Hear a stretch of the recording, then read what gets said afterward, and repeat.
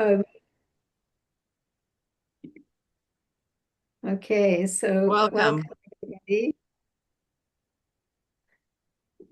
Where do we start? I'm just going to start by sharing this image that we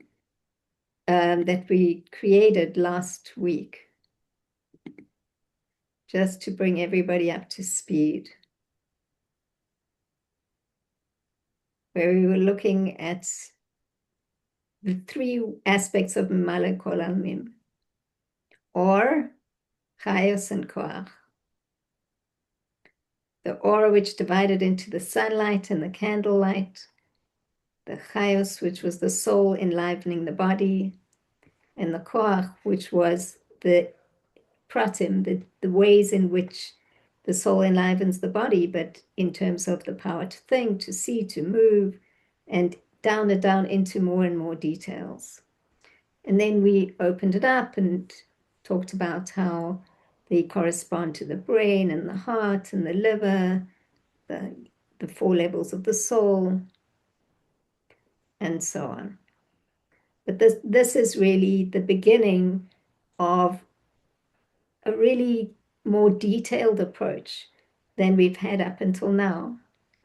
And for those of us who didn't understand, like, what is hitbonenut?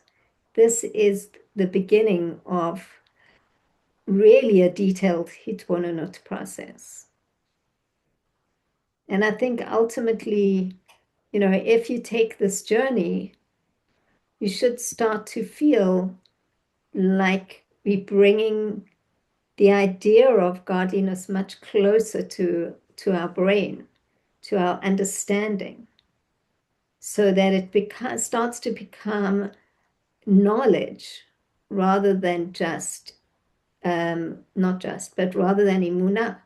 It's a process of getting to know Hashem in the details. And of course, these are just the mashalim. And we're going to start, as we go deeper into chapter 3, we'll be looking at the nimshal, which is about getting to know Hashem. So it's really an exciting process. And it's what, for those of us who have gone through chapter 1 and chapter 2 and, all the way up to here in chapter 3, this is really beginning to really do the work in a different way than we did up until now. And for me, in some ways, this work it feels easier than chapter 1 in some ways. I don't know why exactly. Maybe the kalim of our brains have expanded, but I think it's also because of the mashalim. He's really giving us a very detailed way to think about Hashem's light and how it manifests in the world. Okay.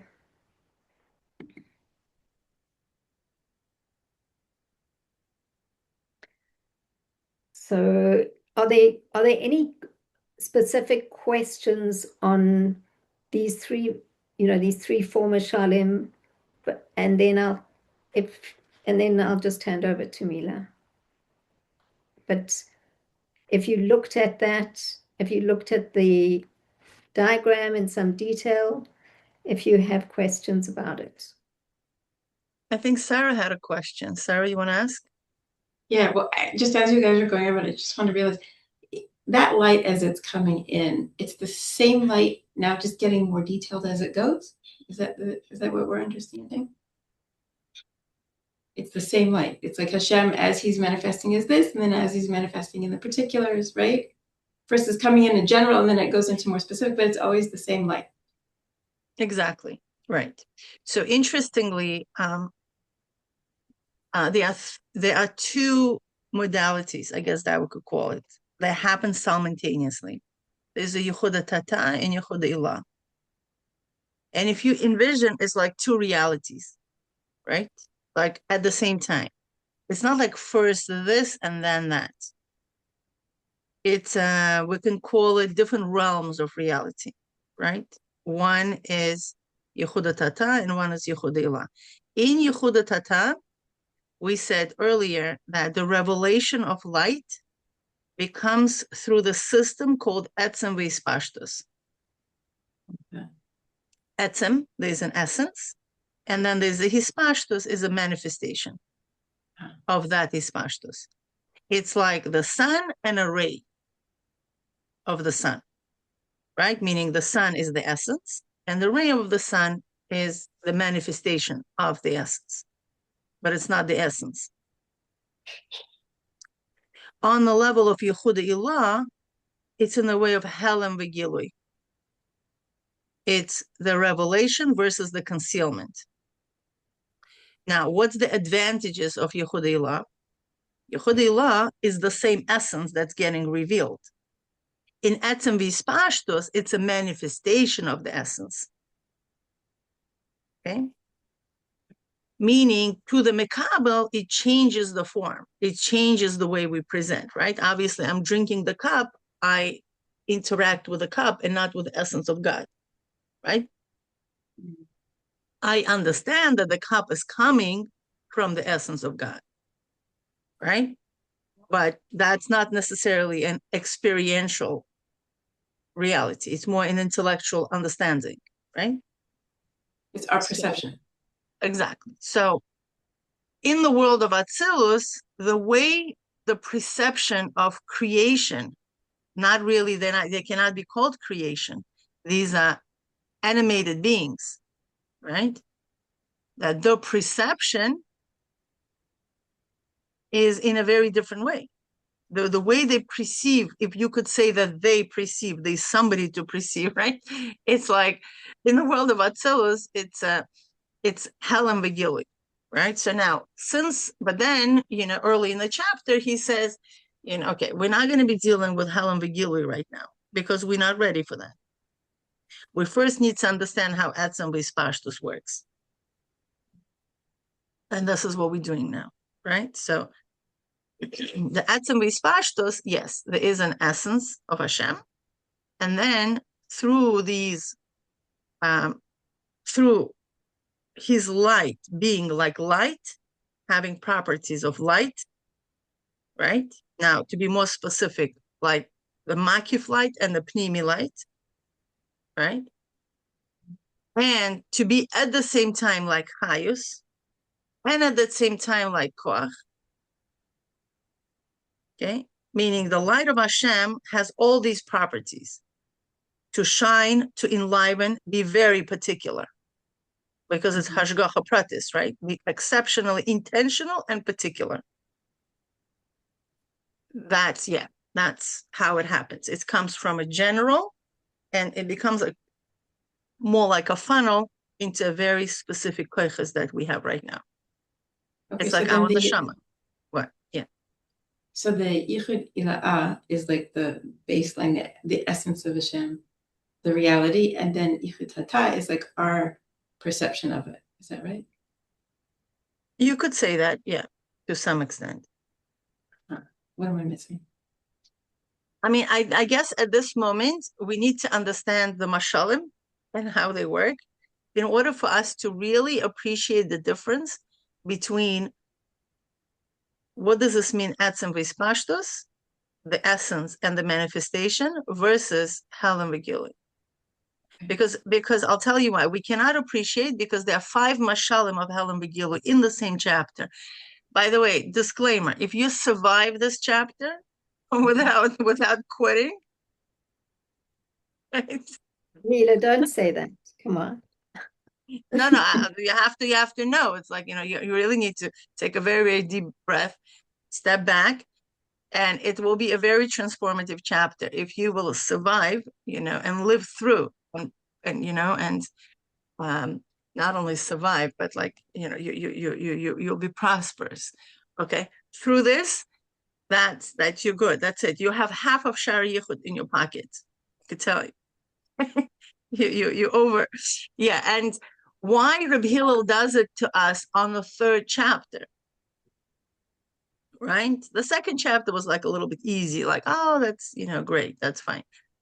1st chapter was also very, very structured. This chapter is also very structured, but now we're going more into the nimshal, so it becomes like a little bit like we're not used to the language. We're not used to looking at the world through these mashalim, right? Like now when you experience sunlight, it's a little bit different, right? And because sun all of a sudden becomes a mashal, right? And the candle and all that.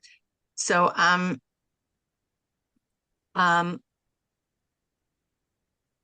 this is a very so we're going to learn about the mashalim for Helen Vegilui. And you will start to understand, this is the map of third chapter, okay? We're learning about Memalei Kol Almin, right?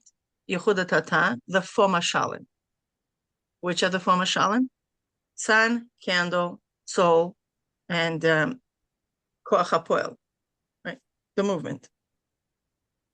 After this, we need to, meaning during this, we need to compare and contrast these mashalim in order to understand the nimshal. Okay, great. Now then we're going to switch and we're going to say, oh, but Helen Vegilui, Yehuda Ilah works differently. It works through Helen Vegilui. Okay, and we're going to have 5 mashalim. Okay. After learning the 5 mashalim and comparing and contrasting each one of them in order to understand the nimshal, which we're going to do a very similar thing what we're doing now. What we're going to do, we're going to compare the two, okay, etzem hislabshus and Helen Vegilui, and understand how are they similar and how are they different.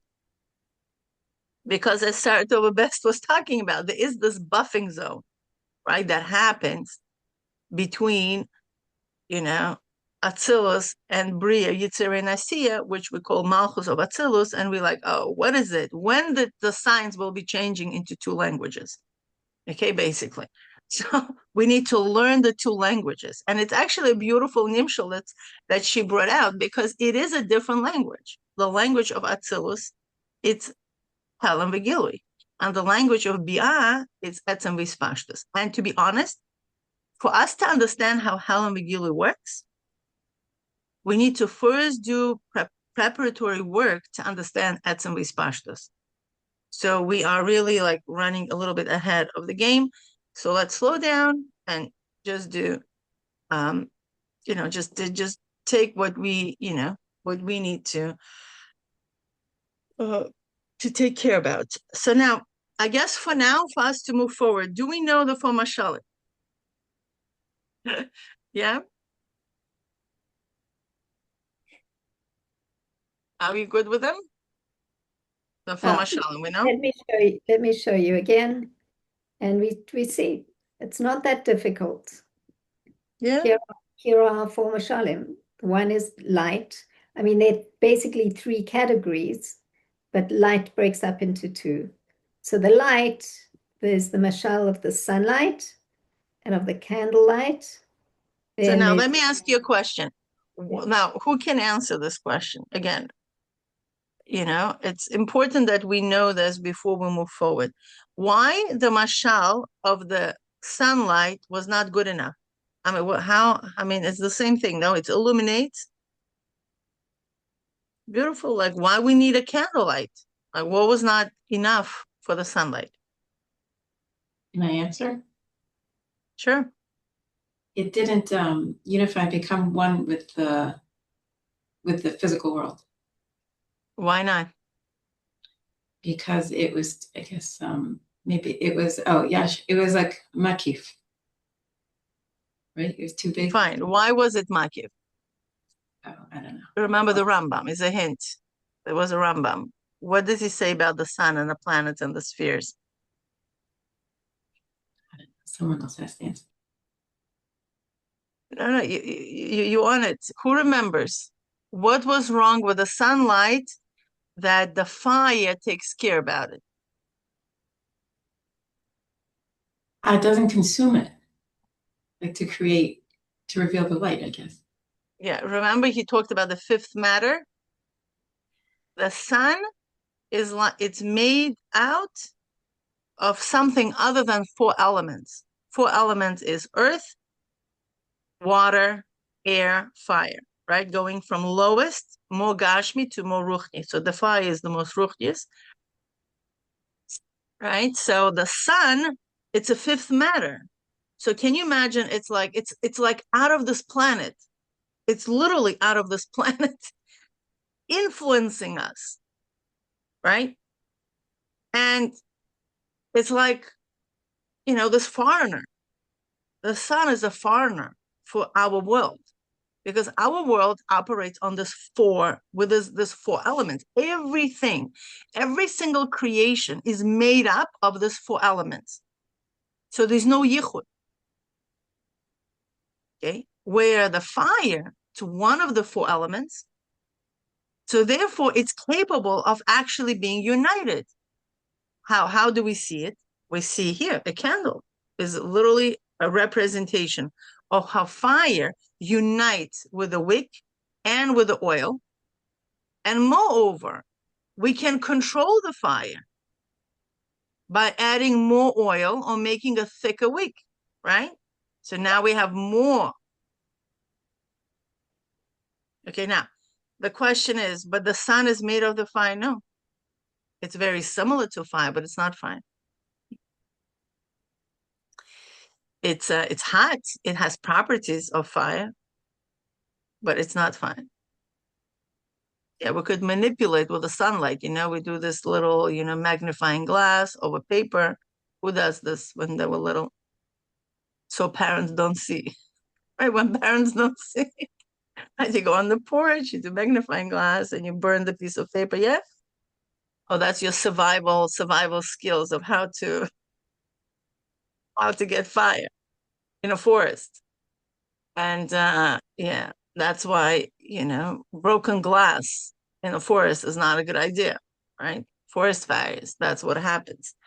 Anyway, so so we could manipulate, but it's not fire. It's meaning it's not elemental fire. It could cause fire, but it's not. It's fifth matter, and we have no idea what that is. I mean, unless go bring a piece of moon. I'm sure you could go to this, National Museum of Natural History in Manhattan. I don't know. They have like a piece of meteorite or whatever they call them, and they probably study them in labs and what they're made out of and all that. But it's definitely not, the 4 elements the way we know them. So that's why we needed to bring the candlelight. Why? Because the light of Hashem doesn't just shine on earth. It actually becomes one with it. That's why we needed the component of the candle. But other than that, it's very similar. Also, the sunlight, it's up down, right? The fire, it's actually the only element that goes down up, right? The flame goes down up. So that's Ohr Yashar and Ohr Chozer. Okay, good. Now, why do we need soul? Why do we need a mashal of the soul? Why we're not satisfied? Should be good enough, right? We have Ohr Yashar or Makif. Why we need soul? Why does 2 mashalim require for the mashal of the soul? Vitality. Exactly. Because sun doesn't make, let's say if a sun shines on a dead bird, does it make it alive? No. Okay, candle? No, candle will just burn it. That's it. It will, consume it in a sec. So now, what enlivens a bird? A life force. So the light of Hashem doesn't just shine and unites, it actually enlivens. Okay, great. So why do we need koach? Why chayus? Can we just stop there? Like, why we need koach? Because you need the action in the with the soul in the goof. You need the action. Is it only action? Is koach is only action?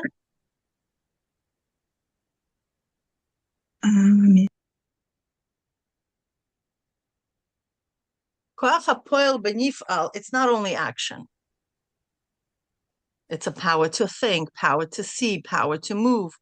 So now, why soul is not enough? Because soul provides only general chayus. And within the soul, there is specifications. Soul is not just keeping my heart beating, right? And my flesh warm.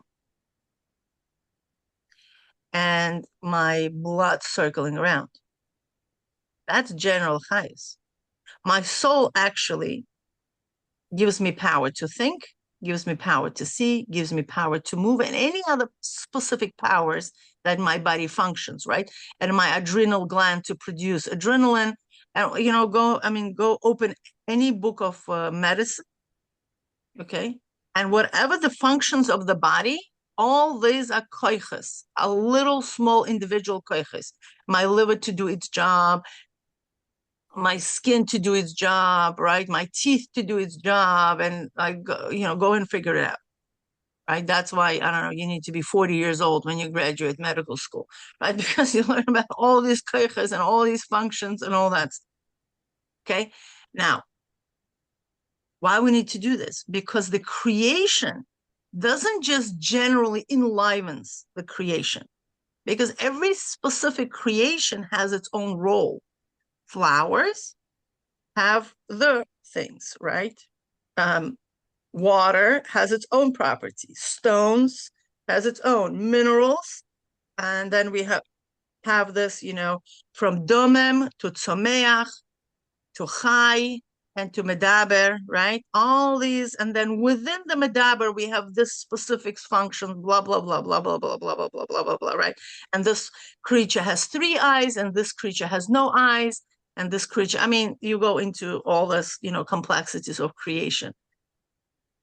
Okay, open the botanic books or, zoology or, human body and everything else, right? And then every single, this pratim, details. And that's why we need koach, because it doesn't just the whole world is alive. No. It's also functions differently. Okay. It's like little cells that create, all kinds of different tissues in our bodies, right? It's not just alive. Just alive is not enough. Specific for the needs of the creation. That's why we need to understand the koach level as well within the soul. Okay. Okay, great. So I think we're ready to move to the nimshal. And Mila, I just have a question. I don't know if it takes it a little bit off the topic, but it seems to me what's not addressed in these mashalim is the actual act of creation.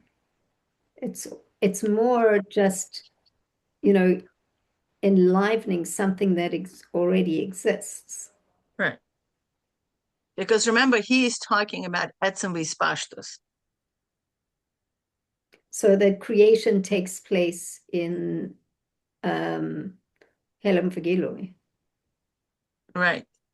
Because that's the world where things are being formatted, discussed, blah, blah, blah, blah, blah. And then it's a koach, right? It's on the level of koach, on the level of potential. Atzilus is on the level of potential.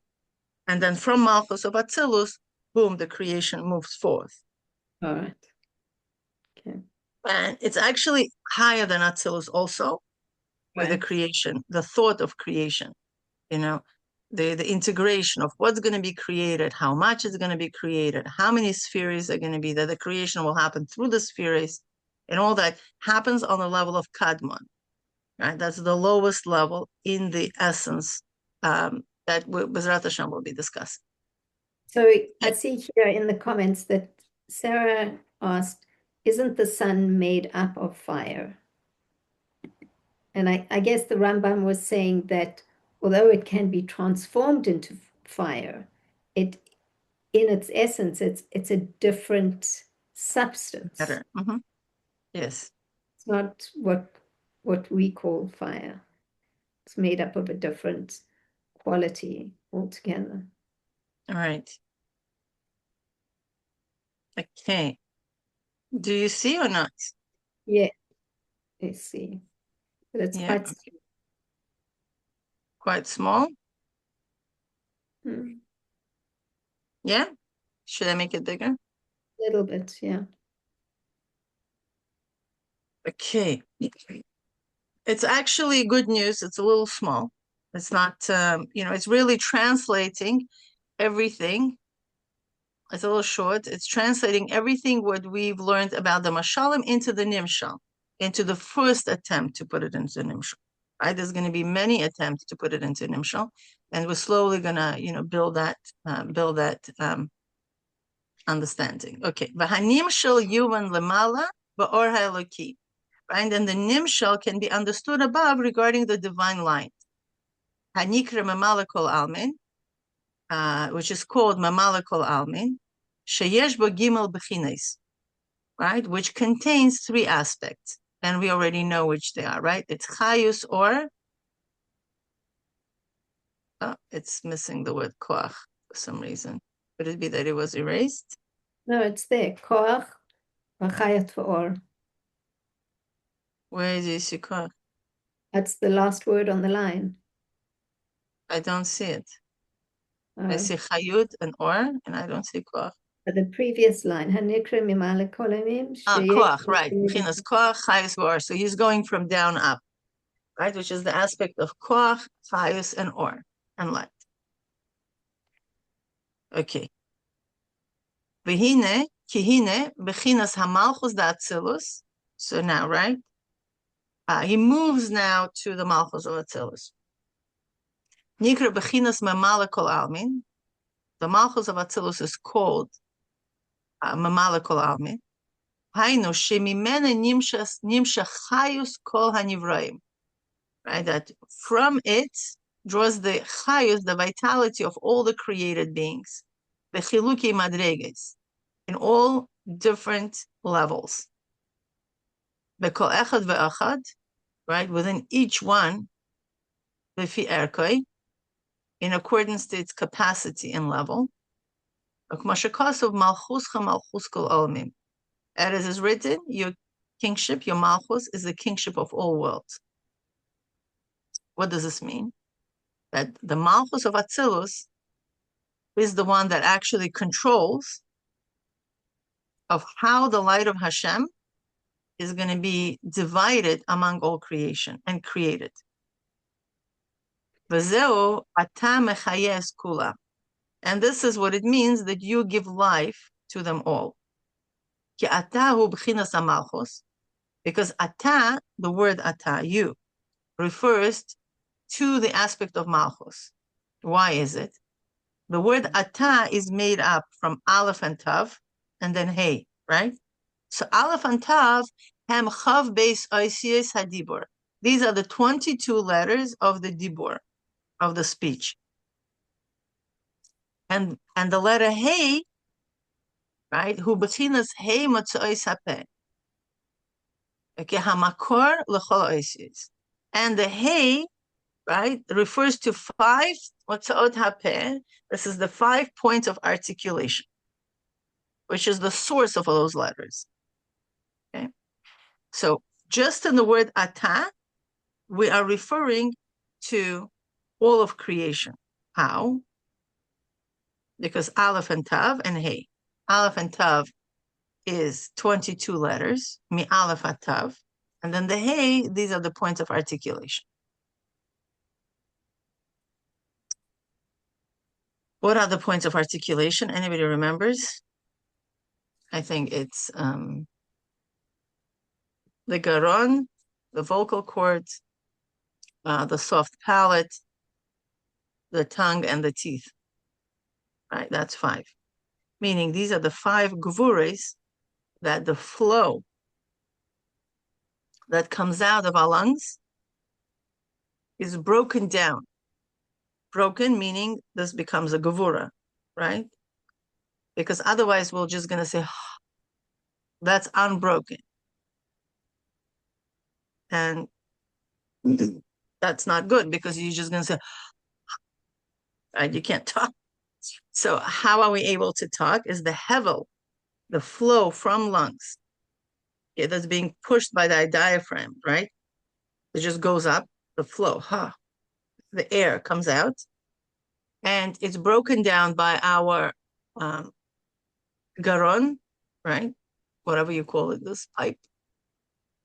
Inside there are vocal cords, the soft palate,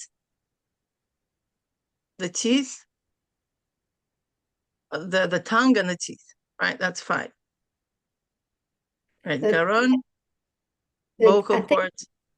I think it's not actually the throat, it's like the sound of, so it's the hard palate at the back, or the soft palate. Which one is a soft palate? That's garon. It's there are 5 letters groniers. So the garon is one of the 4.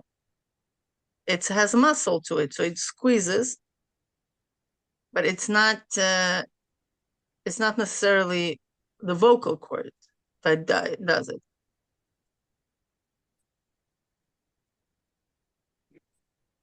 Okay, anyway, right? So B'chinas zois, b'chinas kol anivraim, right? And this level of ata, malchus, gives life to all created beings. Mechaye, kol anivraim, right? Gives life to all the created beings. Al yidei tzirufim hanimshachim mechav beis oisies, right? Through the letter combination, that's called tzirufim, that proceed from those 22 letters. Canal, as it was explained above. Okay, sheribuy hatzirufim hu le'ein shiur, because the number of combinations of these 22 letters have no limit. Right, as it says in Sefer Yetzirah, from here onward, go out and calculate, meaning it's unlimited, right? How many words people could put together, because there are so many languages and so many words. There's no limit. Nobody could say, oh, in English, we can have only this amount of words. It doesn't exist. It's unlimited. Although it starts with a limit, the amount of letters that each language has. I mean, Hebrew has 22. There are different, variations in different languages. They expand on different sounds and all that.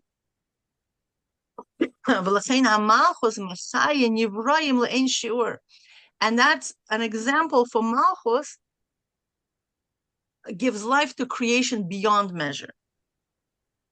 Okay. So now within the Malchus of Atzilus, there are 2 aspects. The first one is when it is in the state of Atzilus.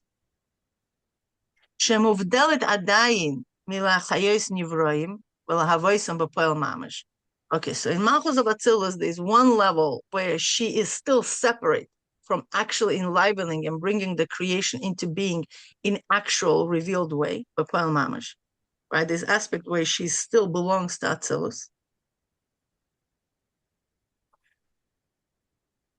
V'habes kasher yoredes v'asos keser libya, right? And the second one, when Malchus of Atzilus descends to become the crown of Bria, Yitzira, and Asiya.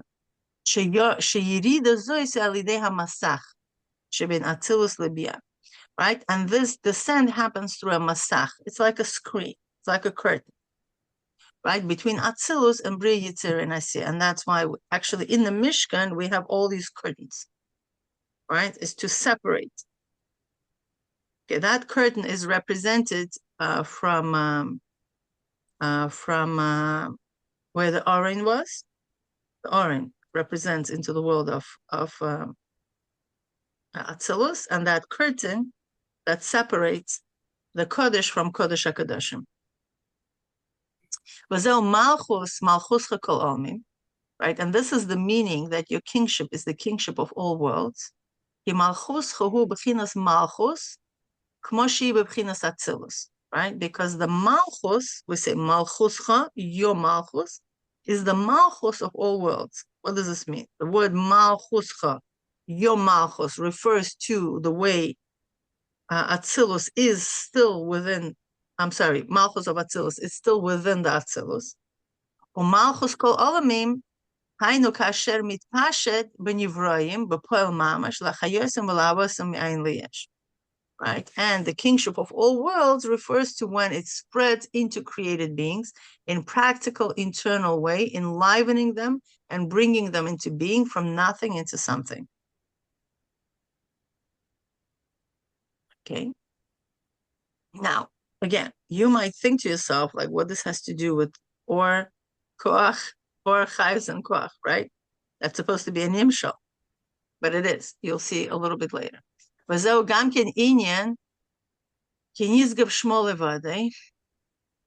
Okay, and this is also the idea for his name alone is exalted. The kai bebchinas amalchus da'atzilus, kmo shehi bebchinas atzilus, shu bebchinas nizgav min hanivraim. Right, that refers to malchus of atzilus as it is within the atzilus, where it remains exalted above the created beings. Okay, rak hodu al aretz v'shamayim. Only afterwards, his splendor is upon the earth and the heavens. This refers to the radiance of Malchus that spreads into Bri Yitzir and Asiyah. Right? It brings them into life, okay, and brings them into being from nothing into something in actual revealed way. So now we see that ha'ara, right, that radiance from Malchus of Atzilus becomes the level of light, right? It breaks through as a new light, because before it was unlimited light. The way it is was within the Atzilus. Okay, so in paragraph 13, we are, really going to be discussing the way the actual creation happens. The actual creation happens that this light becomes a light, a new light.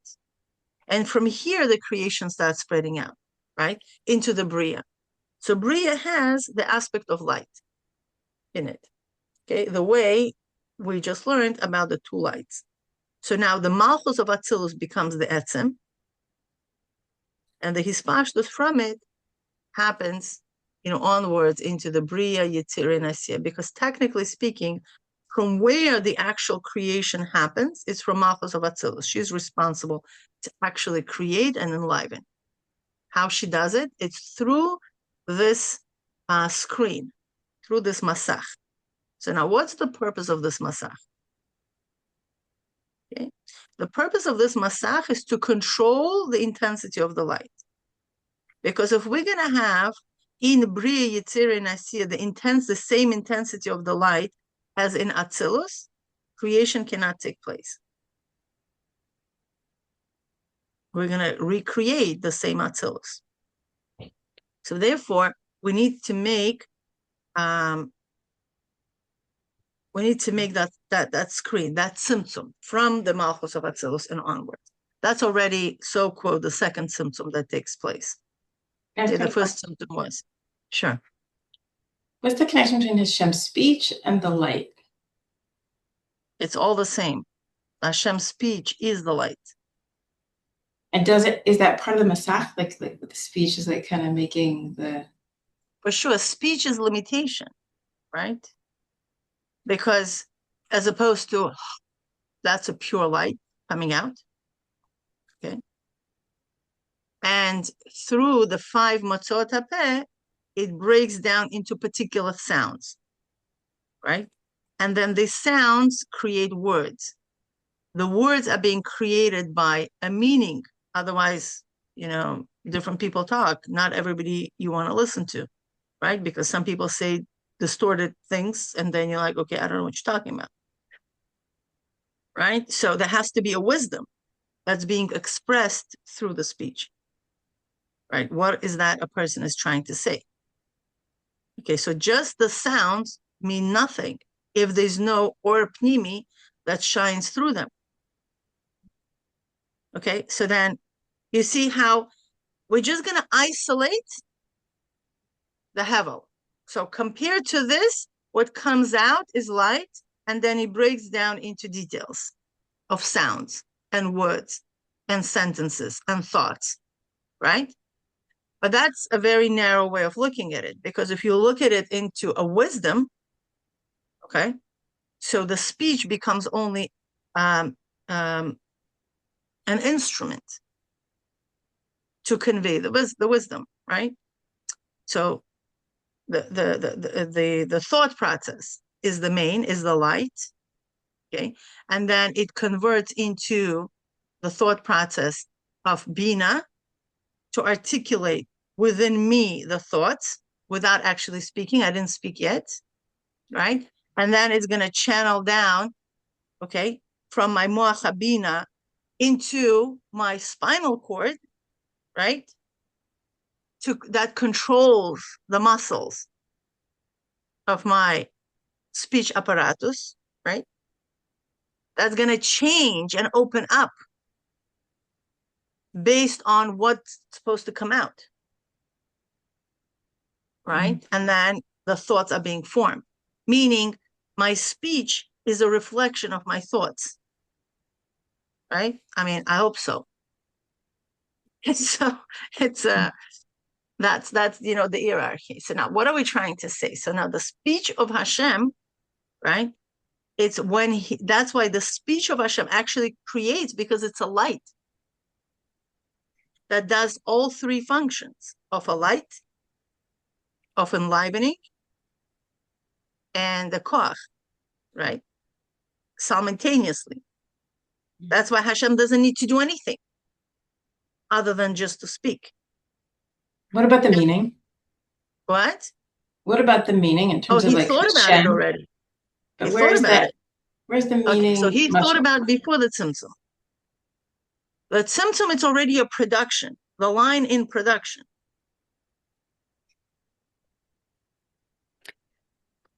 Mila, on a just on a literal level, I don't know if, on what level Sarah's asking this question, but, what I'm seeing just on a pshat level is that this paragraph is an expansion of chapter 3, paragraph 1. He uses, so if you're not familiar with, paragraph 1, even those of, who were here when we studied it, he uses the same lines, and there he established the basis of the two different worlds, and how what Malchus of Atzilus is in relation to Bia, and what the Dvar Hashem is, and how it comes out of Malchus of Atzilut to enliven Bia. He actually comes back here. You see, chapter 1. He talks about it. And likewise, kulam, ata. But over here, he doesn't talk about what ata means. It's you. Now he's going into detail. Ata is aleph, tav, and hey. Right? So why is he doing it? Because we wouldn't appreciate it back then if he would give us this detail. It would confuse us. Now that we understand the whole funnel, that or becomes chayus, and chayus becomes koach, a specific koach, right? So once we understand that symptom, now we will appreciate the symptom of the speech, that the havel comes out, okay? And it's being formed by our speech apparatus into specific words and specific details, right? So now, is the speech as a symptom? For sure, compared to my thoughts. But the speech is also a gilui to you. If I would be just sitting here standing, okay, not talking to you, that's not gilui. You don't know what's going on in my head, right? Now I'm speaking, you're understanding, oh, that's what Mila means. That's what she wants to talk about. That's probably what she's thinking about, which is true. I cannot be speaking to you right now and thinking about something else, right? That means as I'm speaking, at least for that split second, I was thinking exactly same thoughts that are actually now coming out of me.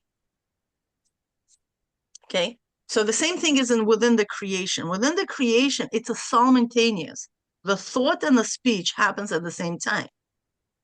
Okay, that takes us back into the whole problem of philosophers. Can I ask you a question? Do we see the thought within the speech? Like, meaning, do we see Hashem's purpose within the light, within the creation? Sometimes yes, sometimes no. Do we always understand the meaning of all the things that are happening in the world? I don't know about that. Maybe tzaddikim do. Sometimes we're like, we lift the eyebrows, like, oh, what's going on here? Right? I mean, lahavdil. I watched, last Motzei Shabbos, we witnessed Pari in pajamas in the middle of the night, right? I mean, I'm a preschool teacher. And when I opened my computer Motzei Shabbos, I'm like, whoa, what's going on here? With this whole, Trump, Venezuela situation. And I started to laugh because it's Parshas Shmoyos, and I'm like, oh, that's Pari in pajamas in the middle of the night. It was funny. But nobody understood what was this about? What's going on here? And the whole world is thinking and thinking and thinking. And now by the end of I actually watched a few interesting things about why Trump did this. What was the strategy behind it? But you see, like, we have no idea. Yeah, we have this interesting president, right? Every week there's something new going on, right? He keeps us alert and entertained, put it this way. But eventually you all of a sudden start realizing people actually trying to go back into this person's mind and to see what is this about? I mean, why are you doing this? And all of a sudden they're uncovering the depth behind the strategy. Otherwise, it seems like, a crazy radical guy in power doing crazy mashal stuff, right? Oh my gosh, is bringing down United States of America, but after they study, it's not that all mashugana. It's actually brilliant what this guy is doing. Yeah, I'm not pro Trump. Okay, it's not like I'm not pro, I'm not against, but you're just trying to understand, what's behind it. People think like, oh, he needs Venezuelan oil and blah blah blah. Apparently, he doesn't even need that. The whole plan was completely different situation. That all this oil was funding Iran and the weaponization of the Hamas and all these other guys. It has nothing to do with Venezuelan oil. He said, I don't even need it. Keep it to yourself. I'm doing this for a totally different reason. And his attack on these two, bankers who were bringing that oil, that was connection with Russia and all that. So he's trying to get completely somewhere else. He's making actions that look radical and crazy. But behind that, we see a whole interesting plan. And I'm thinking to myself, this is only basar v'dam, right? And we can understand and interpret the actions through a completely different lens, right? Now, can you imagine Allah has kama v'kama bilti erech when we see plan being executed by Hashem, right? We see something is happening in the world where we completely interpret it as a horror, right?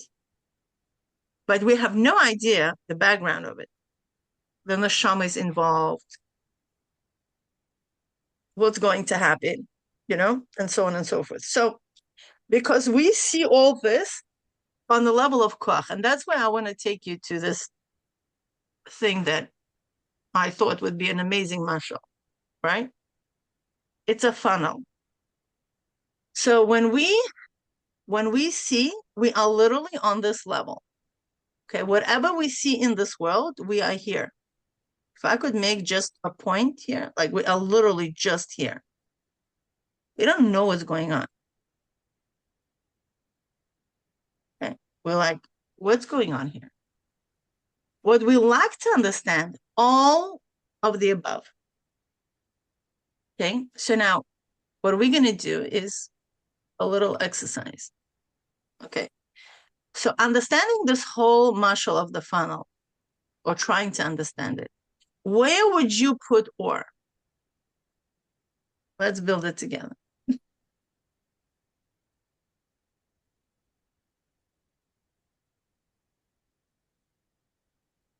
Where would Ohr would be?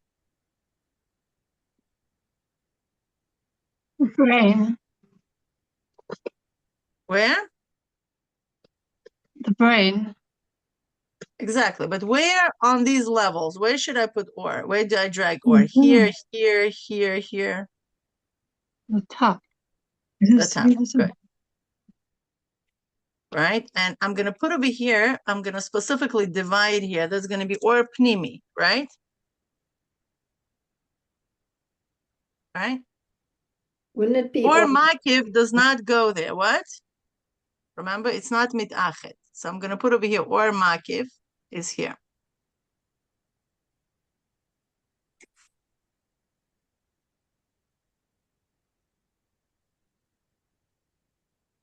Where would chayus be? And again, and this is brain. Very good. So I'm going to put, or brain here. Okay, and that's going to be on the level of neshama. Okay. Where chayus would be?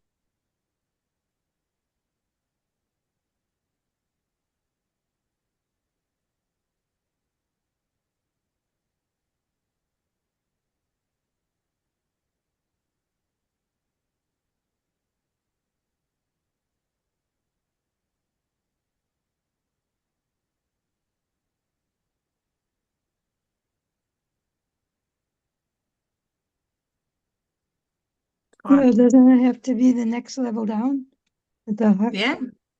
With the heart. Right. Yeah, this is going to be chayus. That's going to be, the heart. Yeah, you see what I'm doing? Yeah. And that's going to be which level of the soul?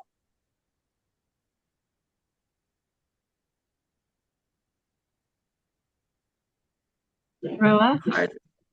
What is that? Ruach. Good. Yeah.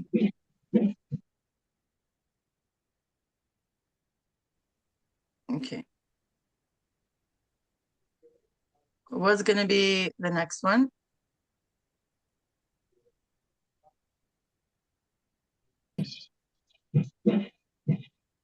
Koach. Koach. Very good.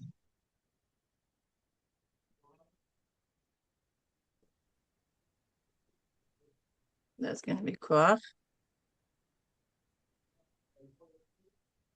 And this is what?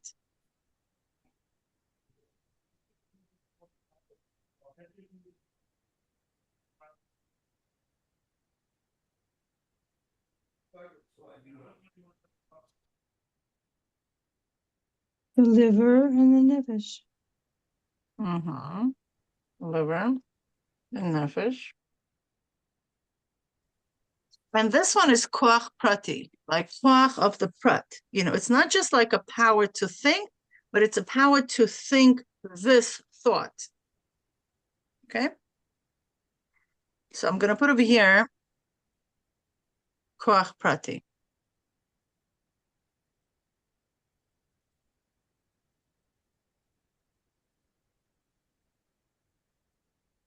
Okay, and that's, more specification. Now, let me ask you, from chapter 1, when we are talking about Ohr Makif, what does it remind you? If Ohr Pnimi is the function of my brain, what's Ohr Makif? Can we say what do you think that is?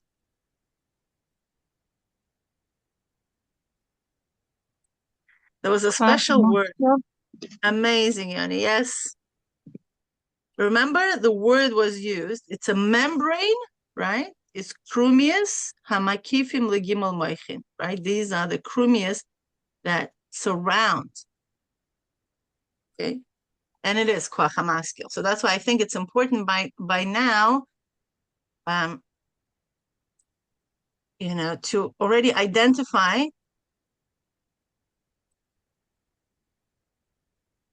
okay, this very, very special power by us, right, to lahaskil, right?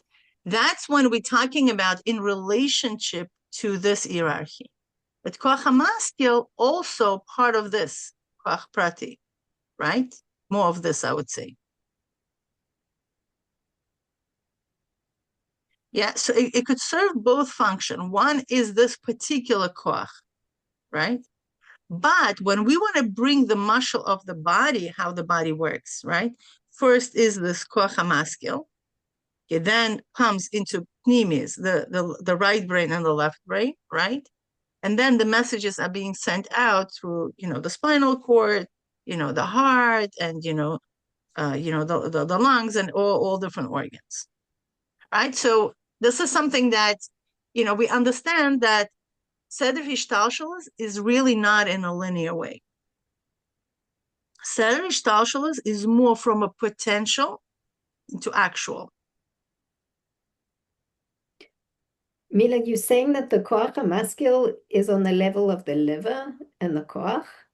Because it is koach, yeah. You see, you say koach hamaskil. It's a power to conceptualize. My soul has the power to see, power to conceptualize, power to speak, power to do all kinds of things. So it says, the word itself says koach. So it could be both. It could be, it depends, what am I want to bring out? If I'm bringing out specifications of my soul, going from general chayus into more detailed breakdown, so then yes, koach would be on this level. But if I want to bring out the generalizations from a potential of koach hamaskil into actual things, so then I will put koach hamaskil here. What I'm trying to show you with this is a deliberately understanding that all these parts, they work within each other, depending and at the same time. Have you ever watched this mechanical watches? How they all work and each one does their own thing? Do you know what I'm talking about? And by twisting the top one, you actually twist the bottom one. You know what I'm talking about? Those interlocking. That's exactly what it is. It's a mechanism. We like to freeze things in a very nice linear ways, but it's actually not. It doesn't work like that. But if one thing we could understand from here is that we're talking about from a potential into actual. Okay, so now, who cares, right? I'm sure some of you just looking at it and you're like, why do I need to know this? Okay. If you also take the Kuntrasei Spilos classes, that's exactly what we're talking about, right? The first level is of Spilos of Nefesh Bahamas is Machshava Kara, is a cold thought. It's meaning like, oh my gosh, why I need this? I understand that Hashem is great. I understand that He created this complex, situation called Seder Hishtalshalos, nice and beautiful. What do I have to do with this? Right? So now I'll tell you now what we have to do with this. Now, on the level of koach, right? We mainly see the world on this level. Okay, things are happening to us. Okay, we have zero control over this. Right? Zero control over how plan is being executed. Okay, like Trump is not consulting with me about Venezuela. He didn't give me a call. Okay, it's like you're just gonna watch it in news Motzei Shabbat. So that's exactly what we're talking about, right? It's on the level of koach. Koach meaning like you just watch, you experience life, right? Meaning Hashem is creating the world every single second. And we experiencing, it's this. Now, the mashal is given is a bow and arrow for the koach, for the level of koach, a bow and arrow, right? What's bow and arrow? You go like this, you stretch the bow and arrow. Anybody did bow and arrow in reality? Yeah, raise your hands. You got it? You did? Okay, good. So then you just like, you pull back, right? The string, you aim at where your aim is, and then you let go. Okay, the minute you let go of the arrow, what happens to it? Do you have control over where the arrow will go? Zero. This is the level of koach, meaning you're already executing the action, let's say, I don't know, do you know when you throw the pebbles in the water and they go like this, like this, like this, right? So you take this pebble and you threw it already. All the aiming, all the, planning, how you're going to hold your hand, what type of stone you're going to choose, the flat one, the extra flat one, and all that stuff, you already did. Now you let go of this piece of stone. You have zero control over whether it's going to do its job as you planned or you didn't. That's the level of koach. It's a very unpleasant place to be if things are not working how you want them to be, or it could be an amazing place to be if you're actually satisfied with the results, right? But these are already execution of the results. It's happening, okay? That's on the level of koach, okay? Now, on the level of chayus, that's where, and that's we actually going to call it, we could call it the level of maseh, okay? The level of maseh, and this is very important. Okay, action, right? Now, on the level of ruach is what?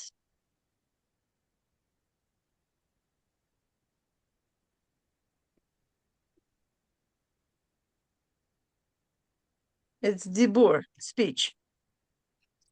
What's dibur has to do with heart? A lot. Hadvarim yotzim min halev, right? They say that the words that are coming out of the heart, because the words are connected to the whole heart system. Okay, and the neshama is what?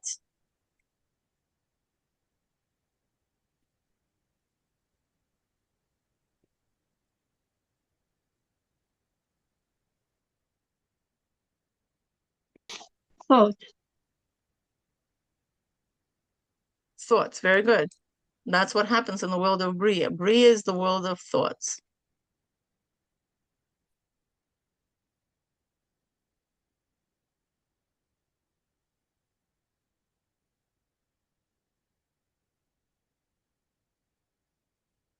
Okay. So now let me ask you, when I don't like that something is happening here on this level, where do I go? Can I change anything on the level of koach in creation?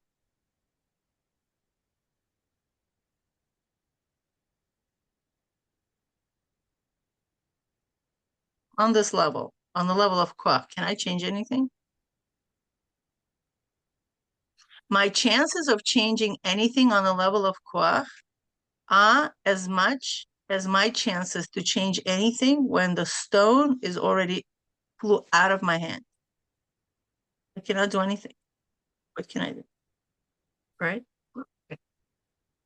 So what happens is that I would need to upgrade myself either to the level of koach, either to the level of chayus or to the level of ohr, because they're less restrictive.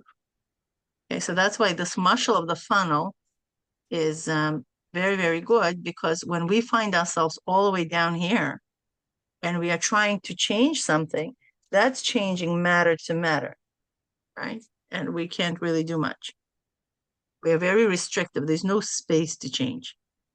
Okay, but if we want to change something, right, we need to really uplift ourselves and move in a little bit more spacious place where we could configure a different result.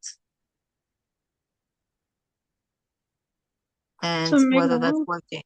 Yeah. sorry, I was going to ask, like, when you asked that, how would we change it? So the only thing I thought of was prayer. Is that like moving to a higher state? For sure. What do you do during prayer? That's excellent. So if I don't like what's happening on the level of Meiser, what's prayer? What do you do during praying? You're speaking. You're speaking. Very good. It's either going to be on the level of Dibur, but in order to speak, what do you need to do? Think. Exactly, because you don't just not going to be speaking like, By the way, for that reason, there's very little v'yiratzins in Chabad. You've noticed that? In many different like circles, you go to graves of tzaddikim and they have already pre-written yiratzins, yiratzin, da da da da, yiratzin, da da da, right? In Chabad, I think the only yiratzin we have is by dipping the apple in the honey. I think that's the only yiratzin that's pre-prescribed, right? All other ones, all other ones you have to make up. You have to have your own yiratzin. There's no yiratzin before lighting candles. There's no yiratzin like going to mikvah. There's no yiratzins. I mean, in other circles, there's actual yiratzin that you're supposed to like follow. Okay, but in Chabad, there's no yiratzins. Why? Because you need to make your own yiratzin. Okay, you don't just read, because when it's pre-written script, okay, you become immunized to it and you read it and you read it and you read it. It becomes a lip service. There's not much thought into it. But if you want to change the ratzon, what your ratzon means? Your ratzon is you changing the ratzon of Hashem. It's like, whoa, it's a very high level. It's a very sophisticated level. At that level, you don't want to have a prescription already ready for you just to say it. And it's just going to be like, there's no reason for it. You've davened so much where you want to create a ratzon. Think what ratzon you want. Use your brain. You use your thoughts, because this is how you're going to be changing. Specify what is that you want. Don't just like say text. Meaningless. There's no point. There's so much text already there to facilitate the right channeling of the light. That's beautiful. But then when you come to a moment where you need to insert your 2 cents into your prayer, right? In Shemona Esrei, there's 2 places where you need to insert in the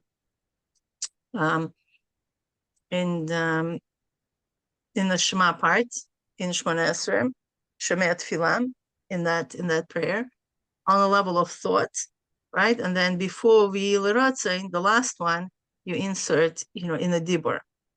But what is that going to be? It's not going to be another prescription. It has to be your personal, your script.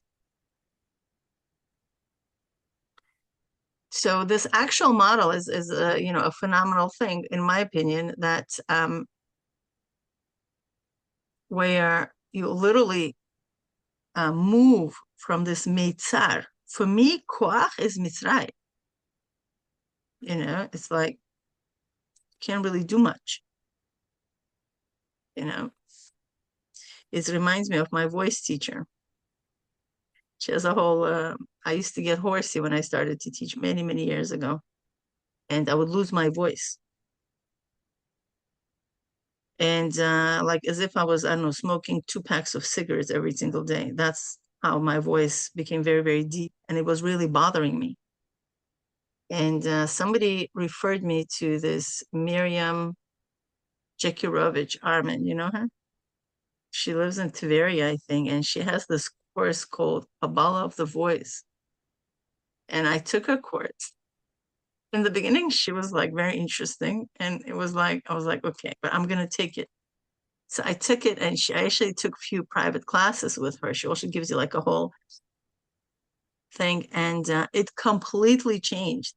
I don't know what she did, but even if I scream, I don't get horsey. It's like, I don't lose my voice. It's very interesting because her whole system is how to channel your voice from this meitzar of your garon, from this little tiny pipe that your voice goes out into the head voice, which is a spacious, a relatively much more spacious place. And for me, it was like just so fascinating, this whole concept. And I just took her classes maybe 5 times. That was enough for the rest of 12 years already that I, haven't needed, even more, like 13 years probably. Yeah, 12 or 13 years. But it's the same idea. When you want to change something, you don't change from a tiny space of execution. You change on the level of or. That's the best way where you could change.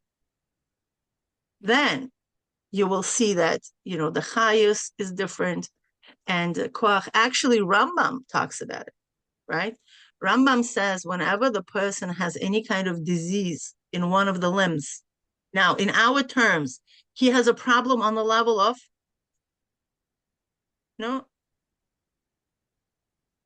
if a person has a problem in disease, I don't know, somebody's knees are hurting, or I don't know, feet are hurting, what, on which level, in which of the spiritual levels he has issues with? Koach. Koach, exactly.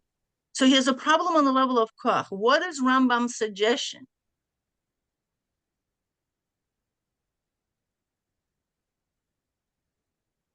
To run the blood, to work on a level of chayus, to run the blood, do exercises, okay? Run the blood, let's blood moving. So then the koach haprati is going to get fixed by that because you're moving upwards.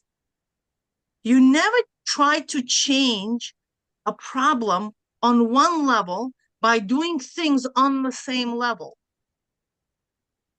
It's not going to work because every one of these levels, it has its own paradigm. It's its own world. So let me imagine you're going to social security offices, right? And one clerk is being obnoxious. What are you going to do? Can I speak to your supervisor? Right? That's what you say. You don't say, can I speak to your other clerk? Right? You want to escalate it. You want to escalate it to the supervisor. Why? Because he has more power. Another clerk that's sitting right next to it has absolutely no power. It's the same level of operation. We do that all the time. We want to go to the top, right? If something is not working in one department, you're going to go to the other department. Why is it? Because they have influence. Okay. And if something is not working, you're going to write to the president, right? Of the United States. Why? Because president has its influence that the lower departments do not, right? The same thing is in the court system. Everything is like that. We escalate. So the same thing is here. We don't like something on a koach level, we escalate it to the chayus, and we escalate it to the or. If on chayus level it's not working out. Okay, maybe the what's it called? The ruach and the dibur and the heart is running, doing its best, but it's the problem thoughts. It's an outlook at life that's making a person meshugana and sick, right? Our thoughts make us sick. And that's, a whole new chapter, that's a whole, series of workshop. But that's what we're talking about, right? That's when we actually, by understanding Seder Hislabshus, can bring it into our real avodah, right? That's where things are coming from. It's not just like, oh, I went to this manifestation workshop, and I'm just going to be thinking good. But that's, trach good, but sein good. It's really right here. Right? Your thoughts create your reality. That's the whole beautiful Shmais Sicha that the Rebbe gave about Bitachon. Okay? Moshe's fear. Oh, the thing became known. Created a reality that Paro heard. And the Rebbe says explicitly, if he wouldn't be afraid, the Paro would forget. The thing would become forgotten and nobody would even think about it. So that's how powerful things are on chayus and on or level, right? He was afraid. That was the thought, right? That manifested in what he said. Right? Oh, the thing become known. And then the Maisa happened. The Paro heard and wanted to execute Moshe Rabbeinu. And then Hashem had to do a whole new, channel of events to help Moshe escape and all that matters that we know. Okay, I think it's enough. Can I ask you a question? Sure. It's kind of complicated, so if it doesn't make sense, just throw it out. But it seems like just the body, the actual like physical creation that like Nero was talking about, you're saying it's coming from heaven, which is actually higher, right? Than the essence and then the light that comes from it. And it seems to me that as we get down to like koach and prati, it's like getting closer towards like the body, like action and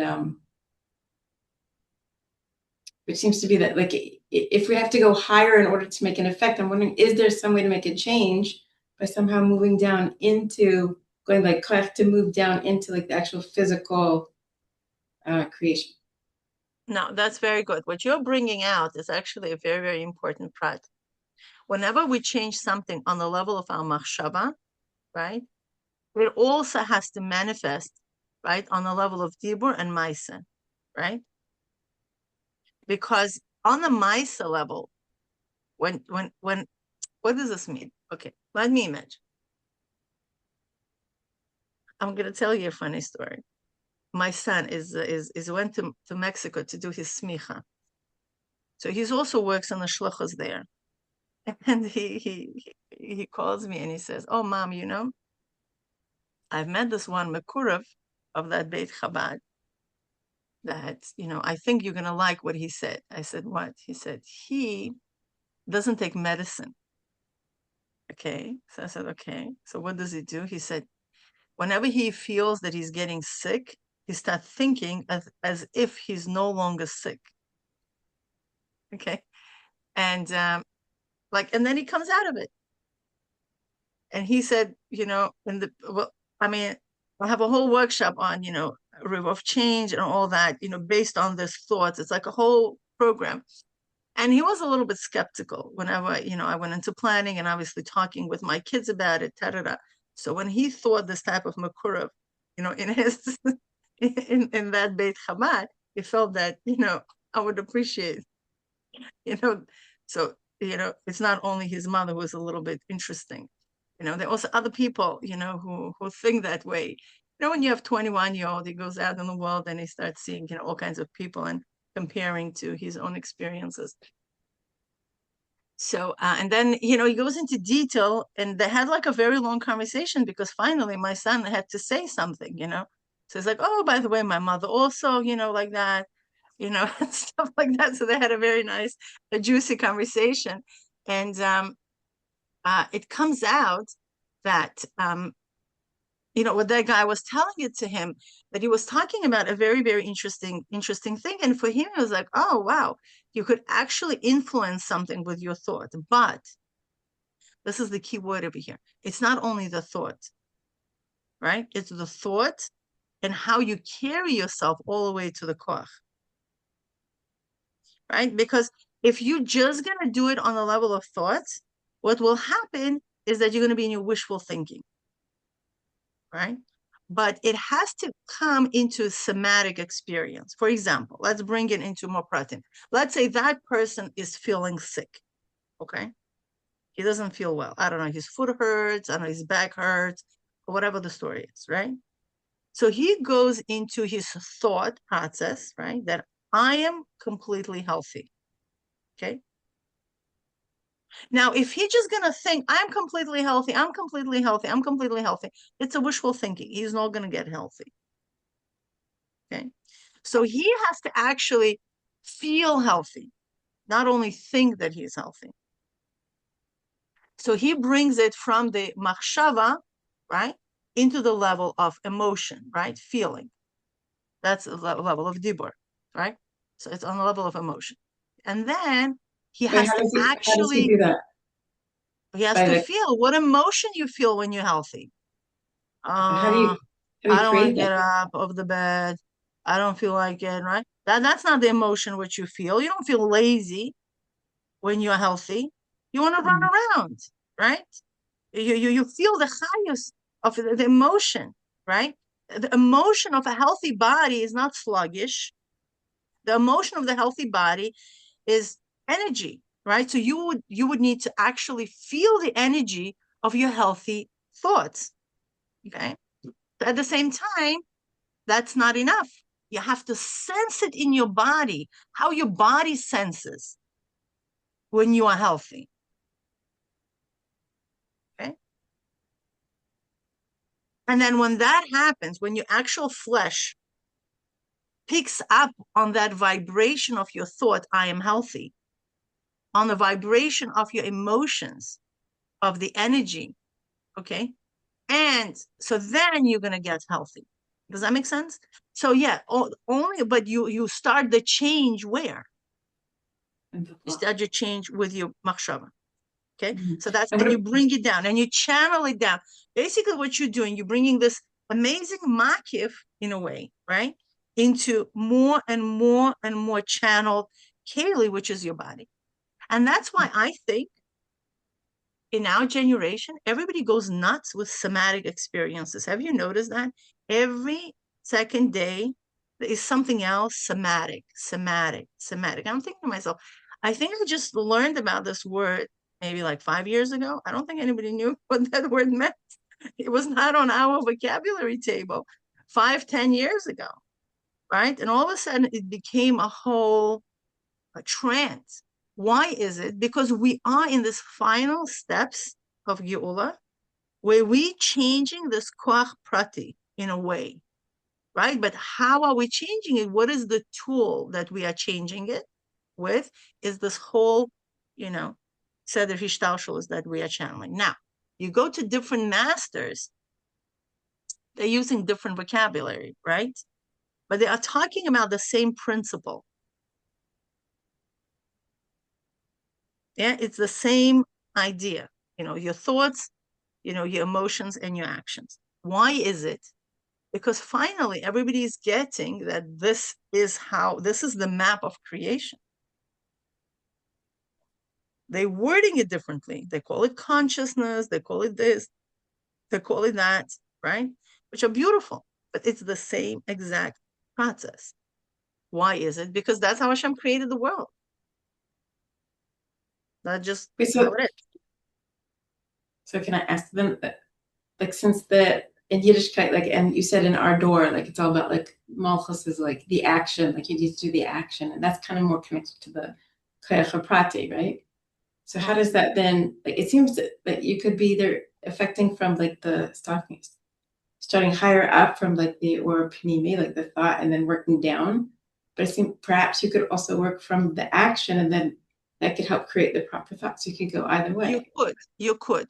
But don't forget that koach prati, I think this is not going to be a good enough example. Koach prati, the gap between these two is a little bit higher. It's in the level of diluk, right? What's that? It's like a little bit more like, okay, I see a world, you're right. Action is what's going to create the habits, right? But at the same time, we see that if it doesn't have the right intention, it's not going to do it. For example, I used to do a lot of gymnastics before, right? When I was a teenager, right? There's something which is called mind-body connection, right? When you do a specific movement, okay, we were trained to isolate any other thoughts that we have and to think just about this movement. Why?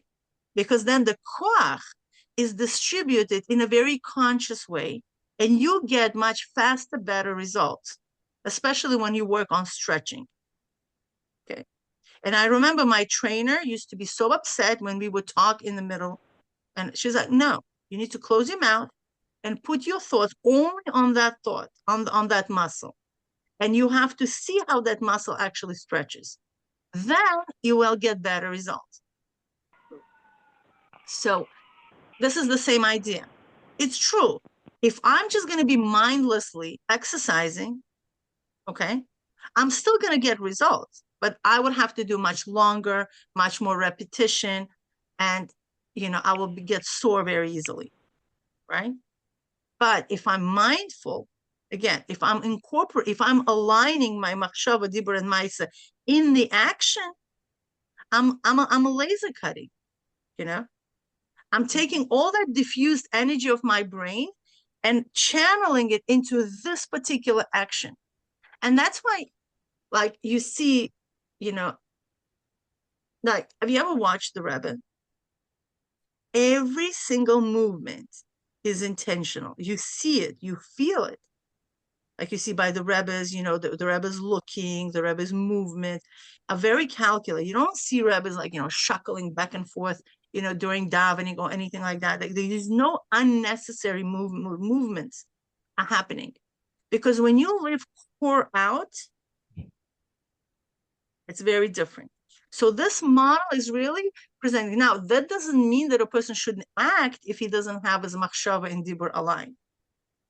Sure, it's better to act 100% because that's the impact we do on this world. But if we want this impact to be as potent as possible, the kavana is very important. The kavana is on the level of machshava, right? And, the dibur and the maisa and all that. But the kavana is actually a little bit higher. It's on the level of atzilus, the kavana. But that's, for another discussion, the intention. But you're right. Let's say a person doesn't have, and that's what we actually learned in conscious power. So what if a person doesn't have brain right now, and he doesn't have the heart right now to feel? The first level is act. Act as if you already have what you want, the health, for example, right? But where is he going to get the chayus from to act that way? Because action requires energy.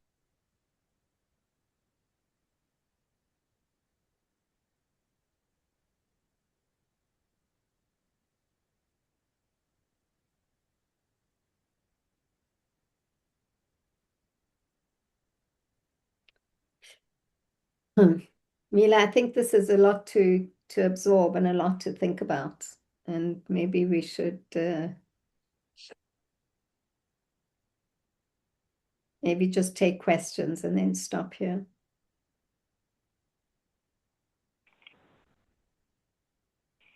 I just want to ask something. It's a fascinating discussion for me. But I'm confused as to how it's relating to the text and to the, I can't make the connection, basically. I think I'm a bit lost with that.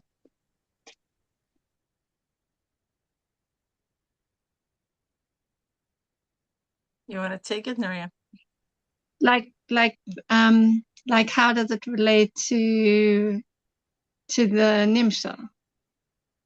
Okay, good. So in nimshal, we see that, so let's go back to the text, right? In a nimshal, we see that the light of Hashem comes down in three aspects, right? In the light, in the chayus, and in a koach, right? So how do you think the change is happening? So it's coming from more potential into a more restrictive, right? For example, when the chayus already coming, like, okay, I'm creating Mila, right? An actual creation of Mila with all its details, or cannot become Neriya. Understand? Like in creation, it goes like this, from a potential into something more concrete. Right? So from a potential, I'm creating people. And that all of people will have this type of energy. And all of animals will have this type of energy. Because, they won't be able to speak, right? And all of vegetation will have this type of energy. Okay, and even more restrictive will have the daimim, right? The inanimate. Okay. But then within those categories, each one has its own. For example, water is less restrictive than stones, right? Certain minerals are less restrictive than, I don't know, something else, right? So it's like, even within that category, we see subcategories, right? And then we see in the tzomeach, there's more godly energy being revealed because we see the actual movement, right? Something actually grows. In chai, we see even more, right? And then in medaber, and so on and so forth. So we see that the same way how in the neshama, right? There's a general koach comes in, and then it divides and subdivides. The same way is the light of Hashem that comes in, right, into creation, and also divides and subdivides, and so on and so forth. And which aspect of Hashem actually deals with all this is the malchus of Hashem, which is malchus of Atzilus. From the level of malchus of Atzilus, that's where the creation happens.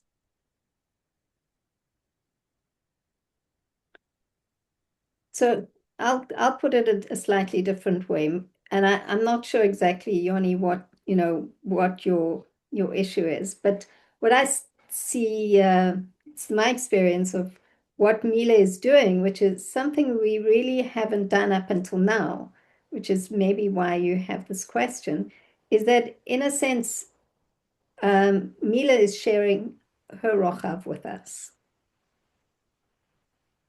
So whereas usually when we working with the text, we're really staying, with the pshat as much as possible, or just the first level of iyun, the orach, just trying to understand what is the text talking about. And here, maybe, occasionally we do this, but not that often, is Mila is showing us a different perspective of how she's seeing it in a broader view. And that's really the process of looking at something from Rochav, where you're saying it's like this and it's like that, and broadening the idea out to, it doesn't mean that it's not there. It's just that it's not there on such a pshat, literal level. And your Rochav may be slightly different than Mila's Rochav.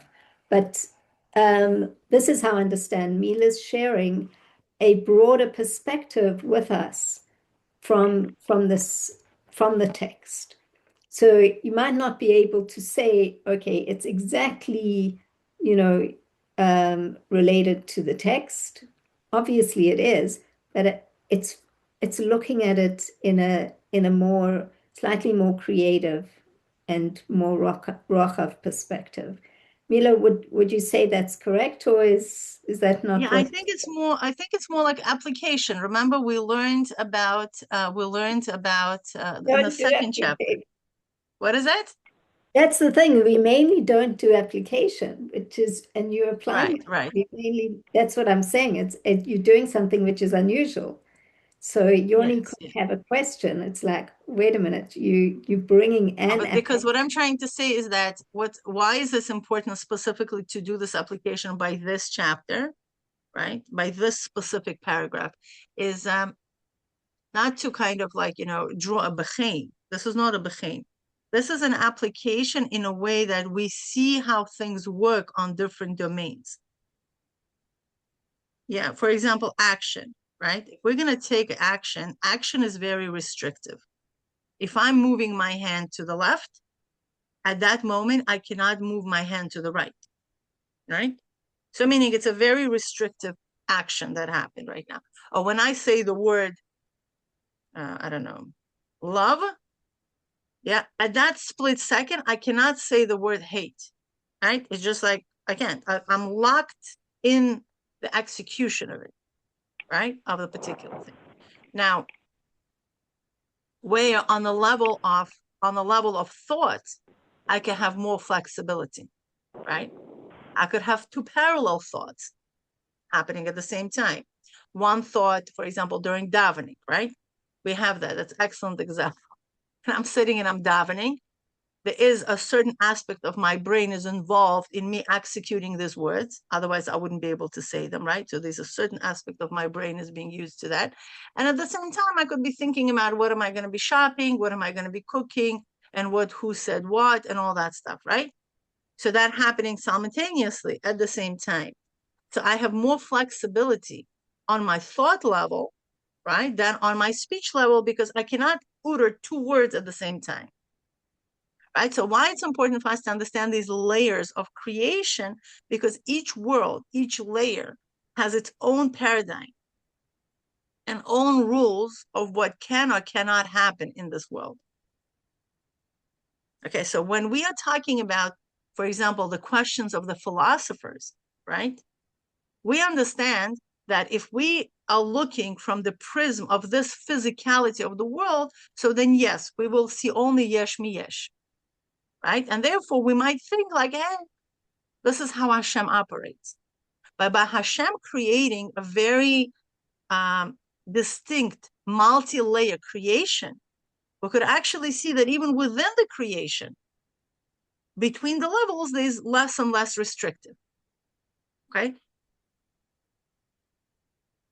Does that, I don't know if that answers Yoni's question. Why are we doing what we're doing right now? It's just to illustrate, yeah, how the light of Hashem becomes less and less restrictive, even from the Bria down. Because again, we are working just with thought versus action. How much more so the Malchus of Atzilus, the way it comes after the creation versus before the creation.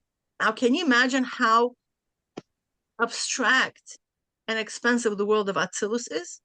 It's like, whoa, compared to the Biyah. And can you imagine what happens from before the Tzimtzum? That's like, whoa, right? That's really taking us out of the paradigm. And when we train our brain to come out of paradigms, when we are moving between one level and the next, what it does is actually help us to understand how Hashem is not restricted by the world whatsoever. And he could create and be within every single detail of creation to the pratim of the pratius, and at the same time be completely removed and completely not affected by what's happening within the creation. Now, why this is so much fun? Because if I can, in my avodah, if I can have access to both of this level of Hashem, which I do, which every single Jew has, I'm a chaya. Can you imagine? You can change the reality. It's to what expression of Hashem are you talking right now? Are you communicating right now? Are you connecting right now? Right? Because you see, what's the point of hisbonenus? The point of hisbonenus is to move us away from our restrictive ways of thinking and expand our cognition, right? Is expand our mind. Say like, hey, this is how we operate in the world of Asiya, but that's not how we operate in the world of Yetzirah. This is much greater way of we can do things, right? And that's not how we operate in the world of Bria. And that's definitely not how we operate in the world of Atzilus. That's Bechlal a dilug, right? There's a whole jump. And there's a whole jump between, and it's endless. So what it does into our brain is like, oh, it doesn't have to be that way. For example, I'll tell you a story that I recently heard. There's a woman, did I tell that story? I don't know. I think I told that story yesterday. There was a woman who gave birth to 6 weeks ago. No, not our 6 weeks ago. Anyway, she had a 6-week-old baby, and she was discovered that she has a tumor. And she lived in Candlelight, and she was like all perplexed, and she didn't know what to do with it, and blah blah blah. So she goes to the Rebbe, and she goes into the Rebbe, and she asks her neighbor to come because she doesn't speak Yiddish. So she goes to her to the Rebbe, and the neighbor now is waiting long line on Sundays. You know, the neighbor comes over to the Rebbe and explains in Yiddish the problem that this woman is having, that the doctors found a growth in her uterus. So the Rebbe looks at both of them and answers in English. What they found, they will lose. So they're both shocked. What do you mean? Okay. So the Rebbe repeats itself. Whatever the doctors found, they can lose. So they were like shocked. So can you imagine what the Rebbe say? Like, on what level this exists? We think that this is it. The doctors, they found something.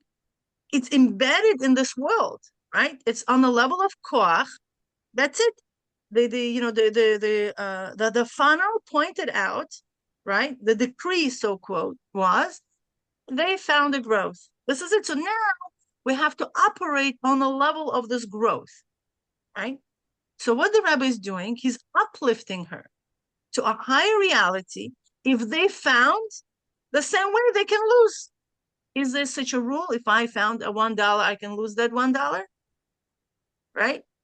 So look what the Rebbe is, he's changing her ways of thinking by revealing a deeper reality that simultaneously exists, because we exist on all this reality at the same time. It's not like, oh, I first live in Atzilus and then I come to Asiya. No, it's happening at the same time.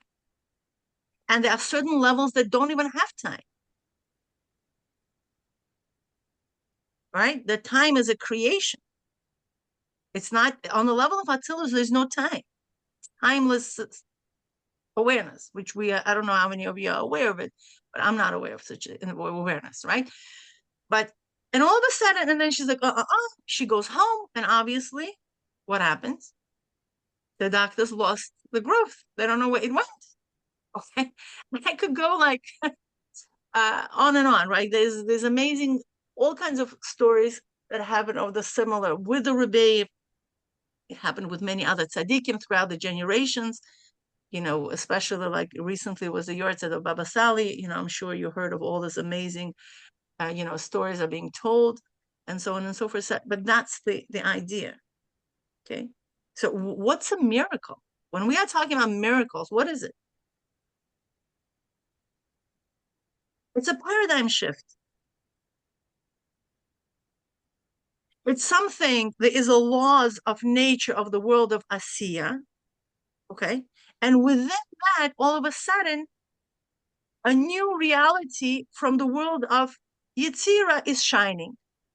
Okay, so it's like trespasses, this thin curtain between each world. All of a sudden, the curtain is removed for a short amount of time, and then oh wow, I'm started, it's a different reality. Why? Because we started operating in a different reality for that time being, and therefore we were able to experience that particular miracle.